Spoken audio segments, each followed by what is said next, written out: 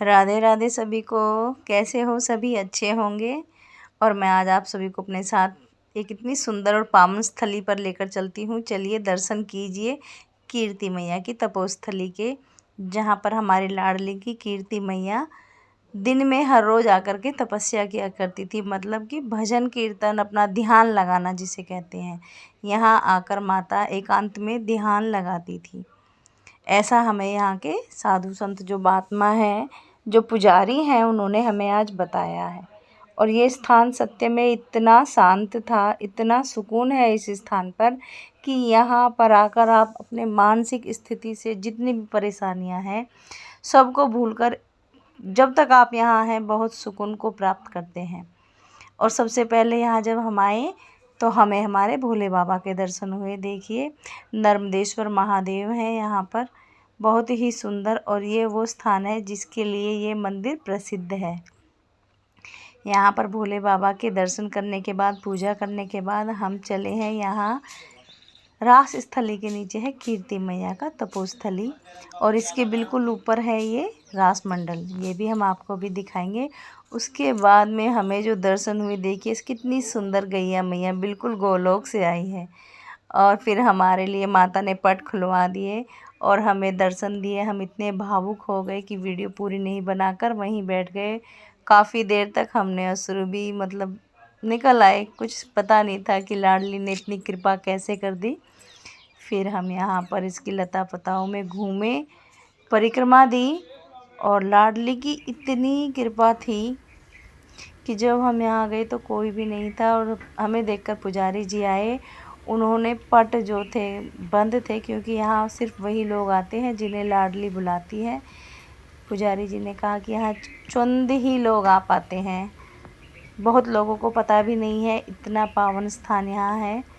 तो ये एक तरीके से गुप्त स्थान है, जहाँ पर जिन पर की बताया कृपा करे लाडली वही इस पावन स्थली पर आ पाते हैं। और फिर हमें वहाँ के जो महंत थे उन्होंने दिखाया कि देखिए वृक्ष पर गणेश जी बने हुए हैं, आप भी दर्शन कीजिए और जीवन को धन्य कीजिए।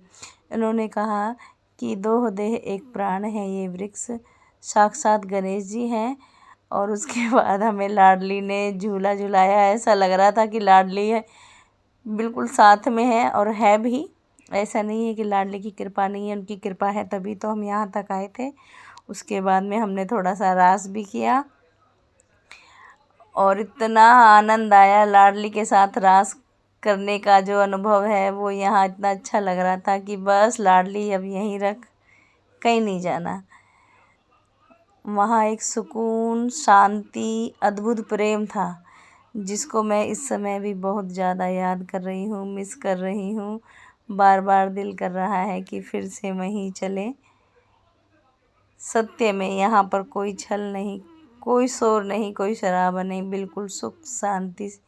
और लाडली की असीम कृपा थी, हमें वहाँ पर बहुत कुछ दिया, इतना कुछ मिल गया वहाँ की। कुछ सवाल थे उनके भी जवाब लाडली ने इतने पर अच्छे से दिए कि बता नहीं सकते। और वहाँ के जो ये महंत हैं उन्होंने कहा कि लाडली की जिस पर कृपा होती है वो ही इस पावन स्थली पर आता है।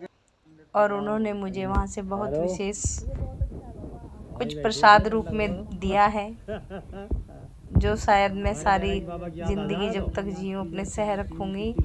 और लाडली का प्रसाद समझकर ही मैंने उसे अपने पास रखा है। आज लाडली की इतनी कृपा हुई कि हमें अपनी तपोस्थली में, देखिए, यहाँ ले गई कीर्ति मैया के पास। सोचा नहीं था कि इसके पट द्वार खुलेंगे, तो उन्होंने हमारे लिए खोल दिए। और हमको वहाँ पर कम से कम आधे घंटे हम वहाँ बैठे रहे। लाडली ने हमें टॉफ़ियाँ दी वहाँ से, और छोटे छोटे पता नहीं कौन सी चिरौंजी क्या थे वो हमें खाने को दिए। सच में लाडली तेरे दर पे आके बड़ा सुकून मिला। जो भी भक्त यहाँ आना चाहे वो ज़रूर आए। अभी मैं इस स्थान को नहीं बताऊंगी, क्योंकि जो चीज़ गुप्त स्थली है वो गुप्त ही रहे। और प्रेम से बोलिए राधे राधे।